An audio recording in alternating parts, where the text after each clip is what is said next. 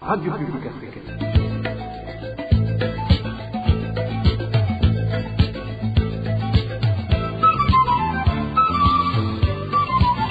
Radio Publique Africaine.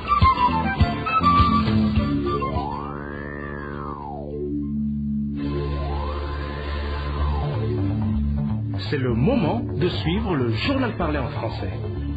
À la présentation, Dany Claire et la Trouve. Nous sommes dimanche 28 juin 2026. Bonsoir mesdames et messieurs. Bienvenue à ce journal dont voici d'abord les principaux titres. Banditisme nocturne à Bujumbura où des habitants dénoncent l'inaction des forces de sécurité.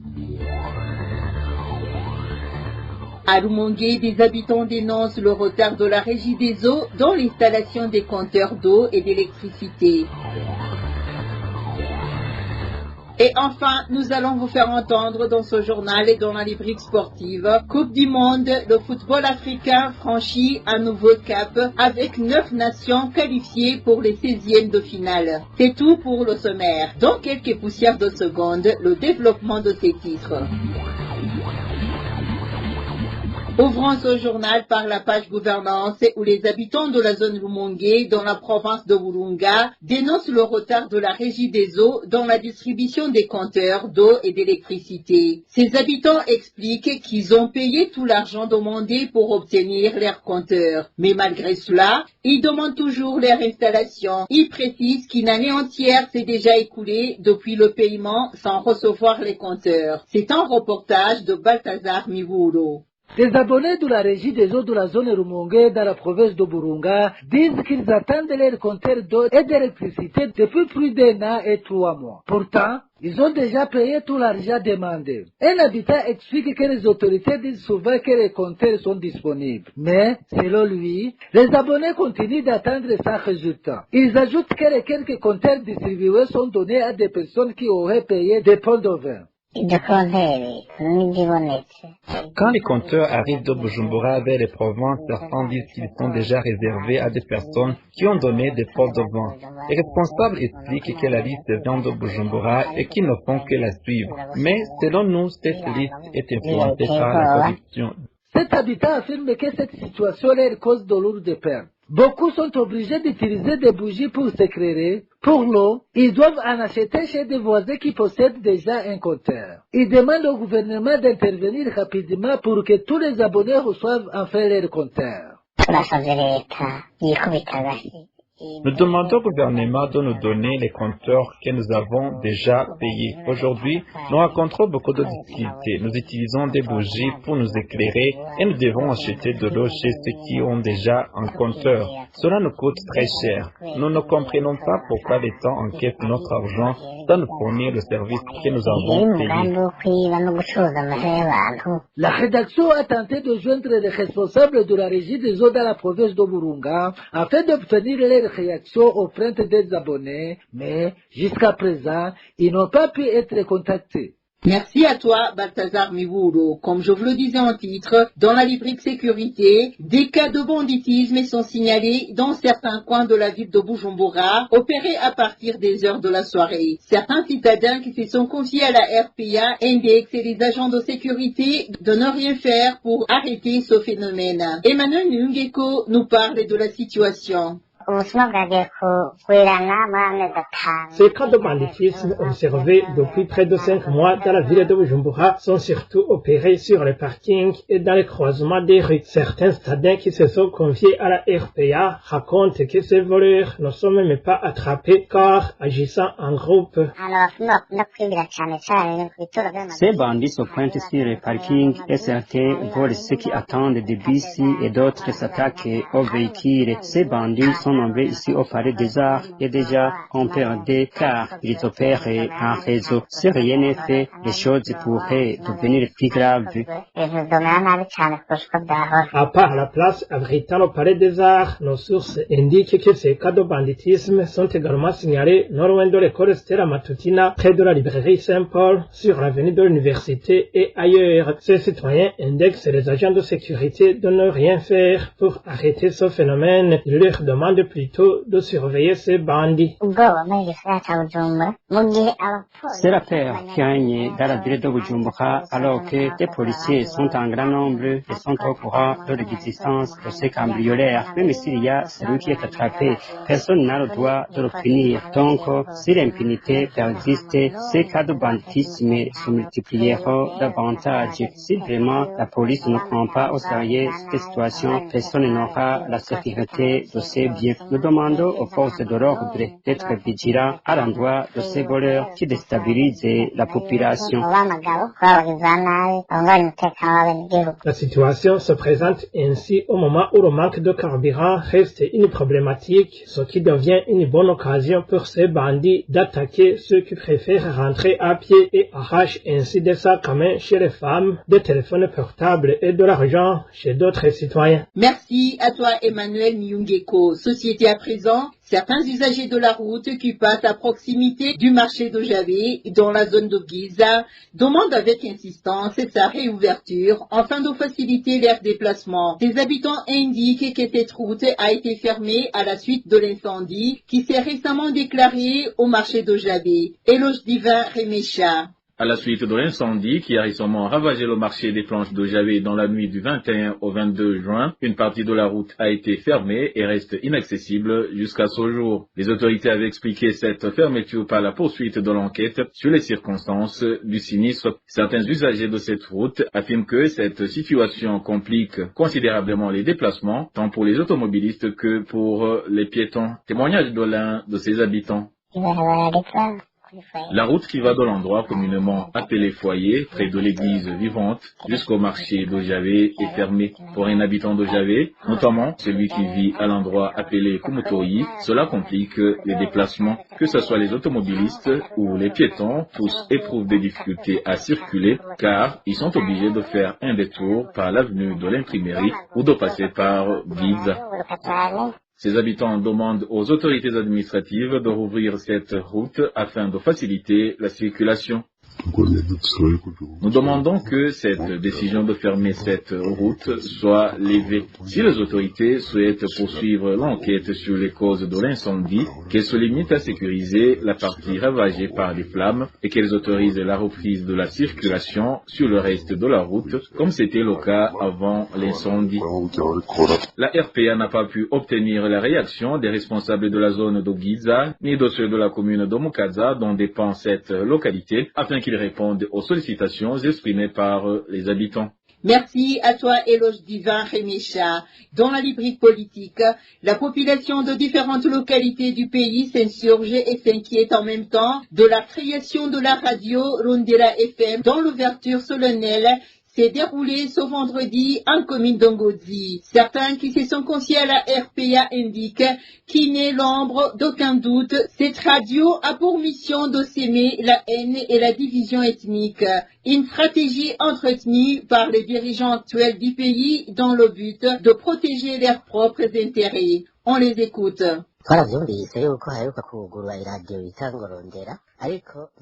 Nous avons entendu qu'il y a une radio nommée Rondera récemment créée, mais il n'y a rien d'étonnant, d'autant plus qu'il existait une émission intitulée Bimenye Burundi Communication Center, dont le contenu semait la haine et la division ethnique, basée surtout sur le passé du Burundi. Des enseignements sur le passé qui manifestent la haine et la frustration notoire des Hutus, insinuant que ce sont les Tutsis qui ont tué les gens. Alors, comme ils savent que peu de gens possèdent des téléphones Android, ils ont opté pour la création d'une radio.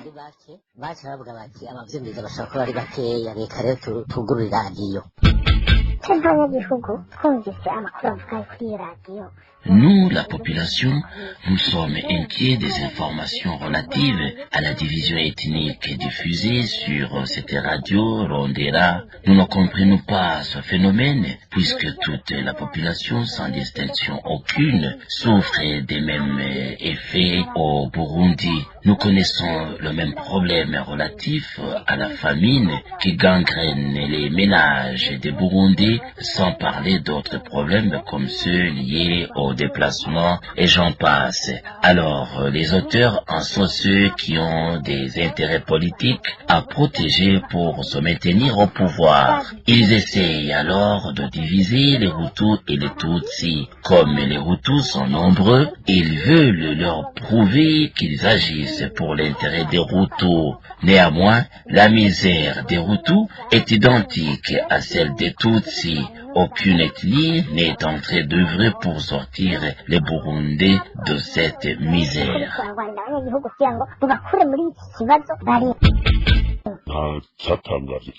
Aucune surprise que cette radio soit créée. Nous l'avons entendu dernièrement qu'elle a été ouverte en Gaudi. Mais alors, nous en sommes inquiets suite au contenu des émissions qui seront diffusées sur cette radio. Lesquelles émissions pourraient diviser les gens alors que la problématique liée aux divisions ethniques au Burundi était en train d'être oubliée.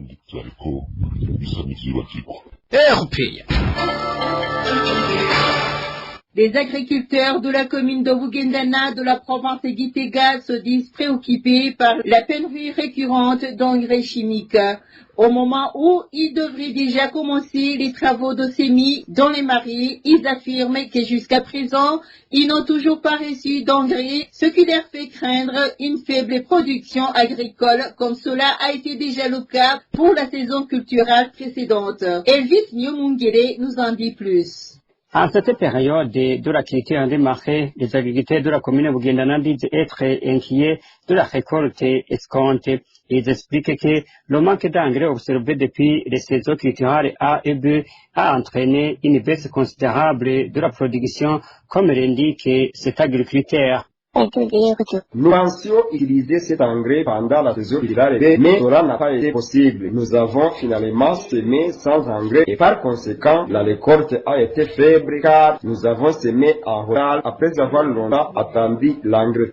Ces agriculteurs ajoutent qu'ils continuent à cultiver sans engrais chimiques, faute d'en avoir réussi pour la saison agricole des marais. Même ceux qui parviennent à s'en procurer l'achètent à des prix très élevés, inaccessible pour la majorité de la population, comme le souligne également cet habitant.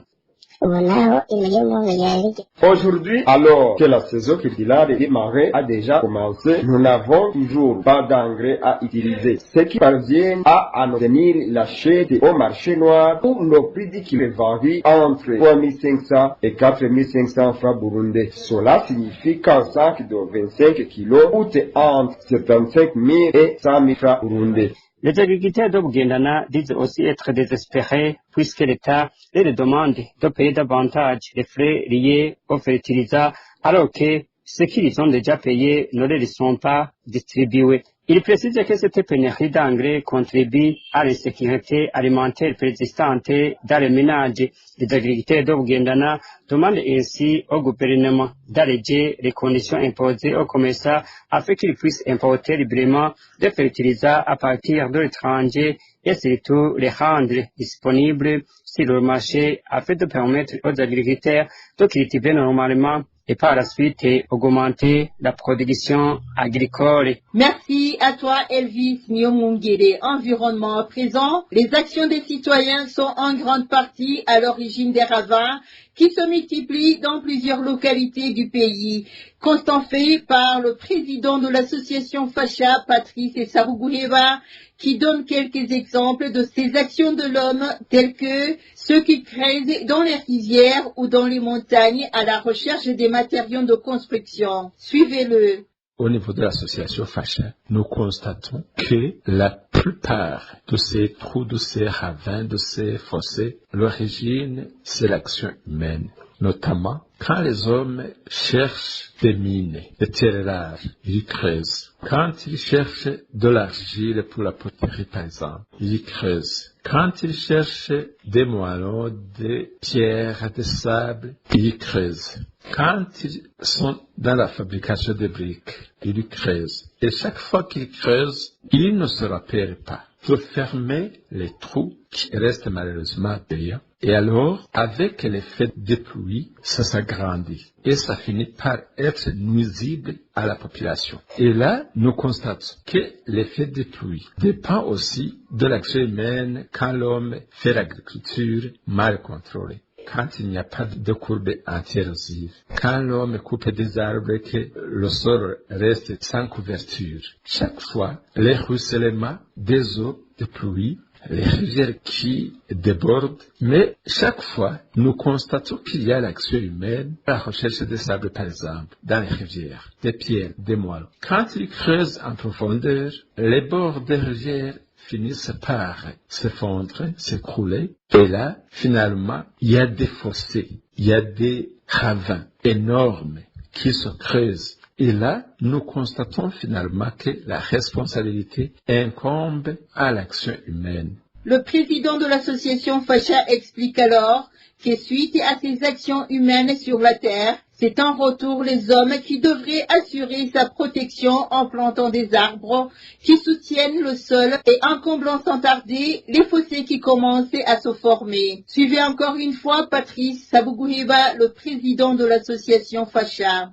Nous appelons à la vigilance de la population environnante, à la vigilance de l'administration, à la vigilance des agents du ministère de l'Environnement, de l'Agriculture et de l'Élevage qui doivent surveiller et veiller à la protection de l'environnement. Parce que tout ça, quand il y a coupe désordonnée des arbres, quand il y a une agriculture qui ne tient pas compte de la protection de l'environnement, quand il y a toutes ces activités visant l'extraction des minéraux, des sables et autres, il faut que la population soit conséquente. Il serait bon que l'administration soit conséquente. Il serait bon qu'il y ait une action conjuguée, une action synergique qui vise chaque fois la protection de l'environnement et dire à ceux qui creusent ces trous à la recherche de quoi que ce soit qu'en retour, il faut fermer ces trous. Il ne faut pas les laisser béants. Il faut les fermer, il faut planter des arbres, il faut planter d'autres herbes qui tiennent facilement le sol. Et ainsi, la terre se referme et se reconstruit. Mais toujours, nous constatons qu'il faut la maîtrise de l'action de l'homme dans la protection de l'environnement. Son analyse vient après que la rédaction de la RPA a démontré plusieurs avants qui menacent les habitants et l'environnement dans la ville de Gitega. Comme je vous le disais en titre, 9 pays africains sur 10 ayant participé à la 23e Coupe du Monde ont réussi à franchir le cap des matchs de groupe et se préparent désormais à disputer les 16e de finale. C'est un fait exceptionnel pour le continent africain où beaucoup estiment que le football a connu un véritable essor. Notre confrère Désiré Atungimana, qui suit de près l'actualité sportive, nous donne une analyse sur ce parcours remarquable des nations africaines dans cette Coupe du Monde. La Coupe du Monde qui se déroule actuellement aux États-Unis, au Mexique et au Canada est la première à réunir 48 pays, ce qui a permis à l'Afrique de doubler sa représentation passant de 5 à 10. Parmi ces 10 équipes africaines engagées dans cette 23e édition, 9 ont réussi à franchir la phase des groupes et joueront les 16e de finale. Seule la Tunisie n'a pas atteint ce stade. Beaucoup d'observateurs du football confirment que le niveau de jeu africain s'est considérablement amélioré et ce constat est indéniable. Les raisons sont multiples. La plus importante est la présence de nombreux joueurs nés en Europe, formés là-bas, puis revenus défendre les couleurs de leur pays d'origine. Par exemple, sur les 26 joueurs de la République démocratique du Congo, 20 sont nés à l'étranger. Le Maroc en compte 19 et il a même déjà aligné à 11 entièrement composés de joueurs nés hors du pays. L'Algérie en compte 16. On retrouve la même tendance au Sénégal, au Ghana et en Côte d'Ivoire et dans d'autres pays africains présents dans cette compétition. Ces joueurs, formés de leur enfance dans les académies européennes, grandissent aux côtés des futurs internationaux européens et évoluent ensuite dans de grands clubs. Ainsi, lorsqu'ils affrontent leurs anciens camarades, il n'y a ni différence de niveau ni complexe. Outre ces binationaux, les autres joueurs africains évoluent dans des championnats compétitifs et bien organisés, ce qui renforce leur expérience. On l'a vu dans les matchs Angleterre-Ghana, Brésil-Maroc ou Algérie-Autriche, l'écart de niveau semble avoir disparu. Cependant, un problème persiste. La mauvaise gestion des fédérations et ministères des sports africains. On entend encore des joueurs se plaindre de primes non versées, d'entraîneurs partis au mondial sans contrat ou sans salaire depuis des mois. Ces dysfonctionnements freinent les progrès. L'Afrique du Sud constitue une exception. Tous ces joueurs sont nés dans le pays. Cela s'explique par le fait que c'est l'État le plus riche du continent. Les jeunes n'ont pas besoin d'émigrer pour progresser. C'est aussi le seul pays africain à avoir accueilli une Coupe du Monde en 2010 grâce surtout à ses infrastructures sportives aux standards internationaux qui jouent jusqu'à présent un rôle majeur dans le développement du football. Ces clubs comme Mamelodi Sundowns, Orlando Pirates et Kaizer Chiefs participent chaque année aux compétitions africaines et Mamelodi a remporté cette année la Ligue des champions africaine. Pour les 9 équipes africaines restantes, une nouvelle étape commence dimanche, les 16e de finale, où chaque défaite signifie l'élimination. L'Afrique du Sud affrontera le Canada à 21h. Voilà, amis fidèles de la RPA, c'est par ici que nous clôturons le journal en français de ce dimanche 28 juin 2026. Merci pour votre aimable écoute. Merci également aux équipes rédactionnelles et techniques pour leur franche et parfaite collaboration. À la présentation de ce journal, vous étiez avec Danny Claire, Ilat Koumba. Bonne soirée chez vous.